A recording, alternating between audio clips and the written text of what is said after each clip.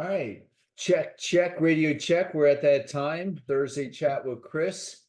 It's been a while since I've done some, really financial related topics. And I was working with a CPA, a gentleman that's been a client of mine for a while. And it became apparent to me as he was trying to build out some of his income strategies, some missing information from his conversation.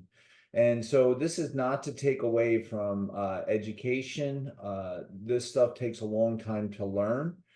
And I learned it from repetition over and over and having it drilled into me. So my goal is here today is to help you to sort of have a high level understanding on how things that are working with your investments in your portfolio should at least be reviewed, looked at, and we can go from there.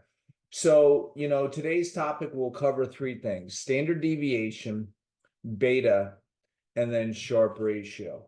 So without further ado, I'm going to go ahead and get started. I like this expression. Everybody has a plan until they get punched in the mouth. And that's from Mike Tyson. And that is became evident to me because, again, as I said, I was working with a CPA recently, and as he was looking at his withdrawal rate, I hold a designation, a registered investment retirement income certified planner, right? So I'm also an investment advisor, but a retirement income certified planner, we do deep dives. And one of the things that is evident is that these rules of thumb that are touted in the financial industry are flawed. And one of those is a static withdrawal rate, and the other is a static average rate of return, right? When we use averages, if you go back to some of my past videos, I'll probably do it again in the future. Averages lie. I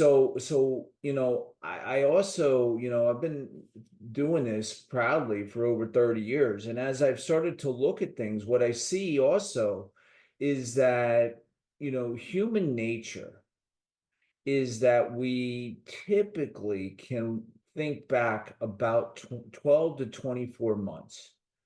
So things that happen beyond 24 months, we tend to not recall as greatly. That pain has waned. And I say that because, as I was going through this gentleman's portfolio, and he was saying, oh, yeah, I'm going to get an average of 8%. And, inherently, my thinking is, I'm not saying it's not possible, but year in and year out, we have risk associated with that. And what is that risk? And then what happens if, there's something that when I asked him, are you familiar with the term? And I'm going to do this on a separate call. It's called sequence of return risk. And he was like, yeah, and so again, it's not that I'm smarter than anybody else. This is just experience, right? Things that I've learned. And that's why I try and take what I've learned and share them with the public as we go forward. So, again, I think that this is true because part of my education process was what happened in 2008 when I saw the housing bubble burst happen, when I saw in 2000 the tech sector, right, bust.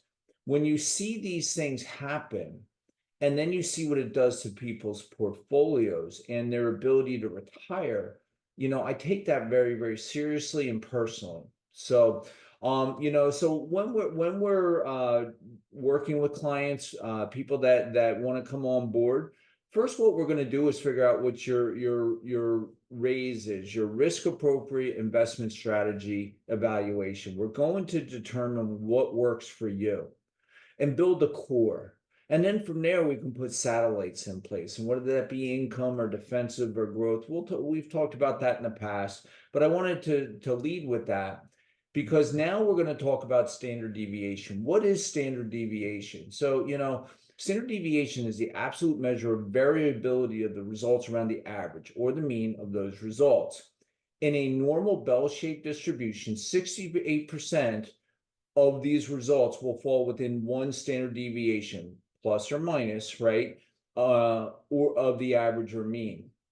95% of the times it's going to fall within two standard deviations, and then three standard deviations almost 100% of the time. So when we're looking at what, quite often people will take, well, what's worst case scenario?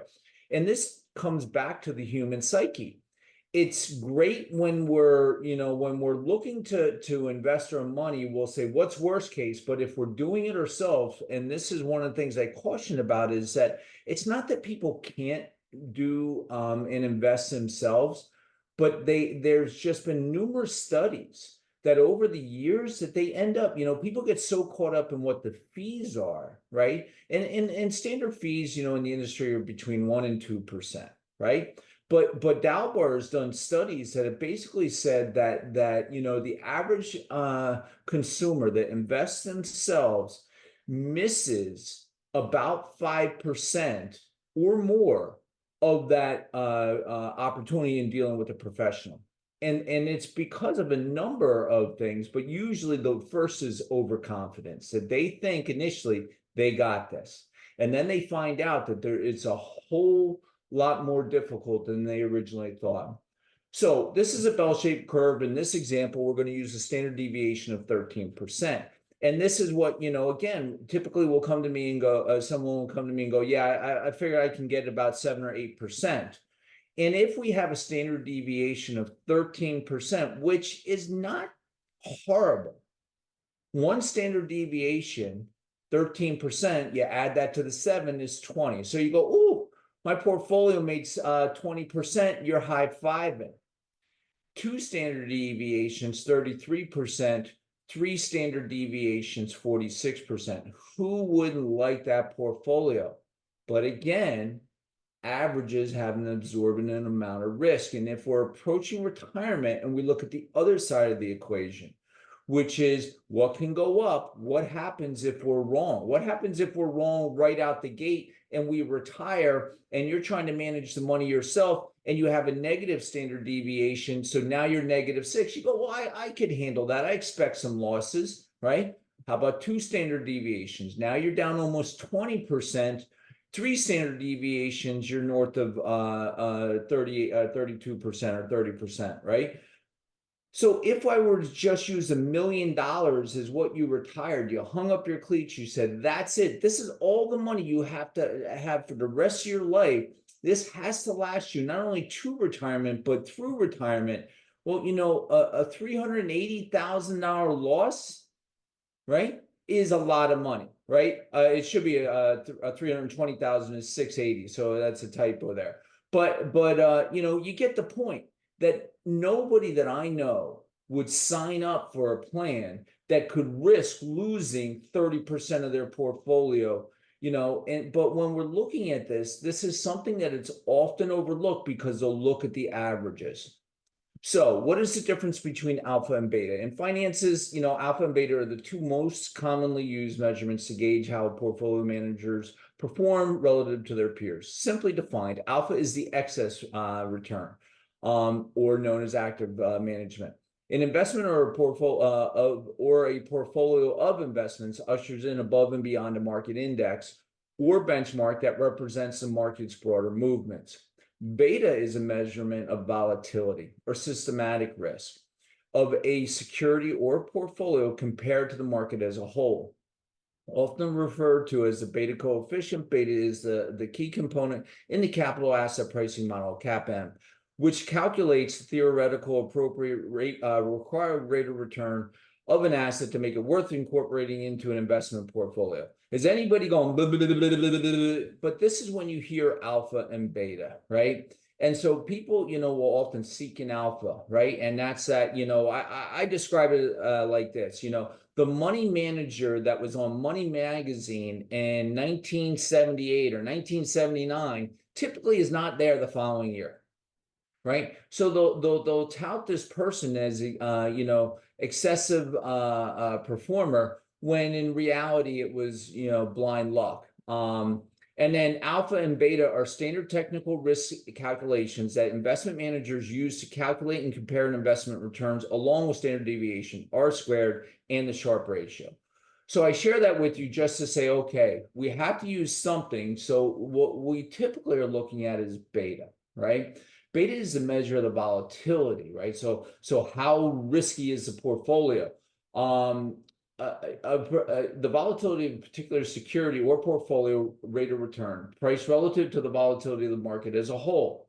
It is calculated based with the historic record of the security. In finances, we typically use a beta, the market of 1. So if we're going to use measure the S&P, the Nasdaq, the Russell, we're going to assign that as the market is being with take all money management out in and of itself. It's taking the news and it's saying, I am as efficient as I can. So a security added to that portfolio can be greater than or less than, equal to, or greater than the market's beta, right? A stock with a beta of 1.5 is 50% more volatile than an average stock. And a stock with a beta of 0.75 is only 75%. And so this is where we can start to say, hey, the greater the beta coefficient, the greater the systematic risk, non-diversifiable risk associated with the individual stock. I know I just went over like really fast, high level, but at the end of the day, what we're trying to do, and that goes back to what we were talking about, risk appropriate investment strategies, right? So we have to measure that when we're looking at clients' portfolios. So I point this out, we're looking at 2 different stocks that ended up the same place over time, Tesla and Waste Management, right? Look at Tesla all over the map. Woohoo, you're above 300. And then you're down, you're talking to yourself and explaining to your wife why your stock is below 100, right? So, that's the volatility that we were talking about. And then, but waste management it's a little bit less sexy, but it's that sort of smooth average over time. Neither one is good or bad, but you have to understand what's in your portfolio as we're discussing this.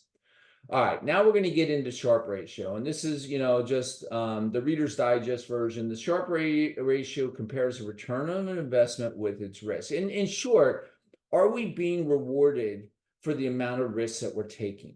It's a mathematical expression of the insight that the excess returns over a period of time may signify more volatility and risk rather than investing skill. And so that's why standard deviation of the portfolio, right? You take the risk-free rate of return minus the portfolio, you get that, and then you divide that by the standard deviation. That's going to give you the Sharpe ratio. And then what does all that mean, right? Why does it matter? Well, the risk-free rate of return, right? In plain English, are you being rewarded? So that's why, when we're looking at portfolios in Sharpe ratio, and if we can get between 1 and 2, right? Depends on what we're looking for. So really, what should we be measuring against is the benchmark, right? So if you're in the S&P and the S&P has got a Sharpe ratio of 0.43, it means we're taking probably more risk than we probably needed to if we can find an ETF or some strategy that is closer to 1, right? Or north of 0.43. It's just a better way to smooth that curve. So Sharpe ratio needs to be measured using the same time frame, and that's where you have to be careful. Sometimes some of these firms will back test, but they only back test for like 1 or 2 years. We say that you need to use live data probably for about 3 years. So in order to have a real sense of the Sharpe ratio in comparison to the benchmark. And again, I know I went through a lot of this stuff really quick, but I just wanted to say that when we're looking at portfolios, that's what we at Professional Planning Services do. We help first determine what your risk tolerance is. Nobody can invest for free. But what we're going to do is we don't want you to have to should on yourself, right? Where you turn around and go, oh, I should have done that or should have done that. Or, I sold high and then bought, or I sold low and then bought high, right? That never makes sense. And that's what ends up, people get emotional. They step in, they buy something because it's on news, right? And remember, news is based on fear and greed. So somebody gets a hot stock tip and they say, hey, I'm going to turn around buying Bitcoin. And then next thing you know, Sam Bankman-Fried's got an ETF where he's built, billions of dollars from corruption and investors. So again, I don't want to go off on a tangent, but I'm saying that, there, in my experience, there is no get rich quick scheme. You need to be consistent. You need to be thoughtful.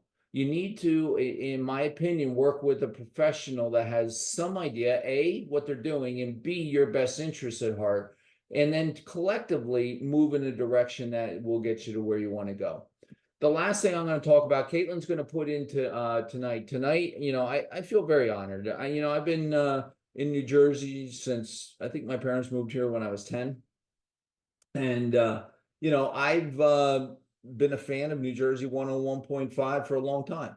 So tonight, last year I did a Access New Jersey with Eric Scott. I reconnected with them. I've been to some of their, some of you may know, but in the past I did Road to Financial Success when they were running around the state doing those things.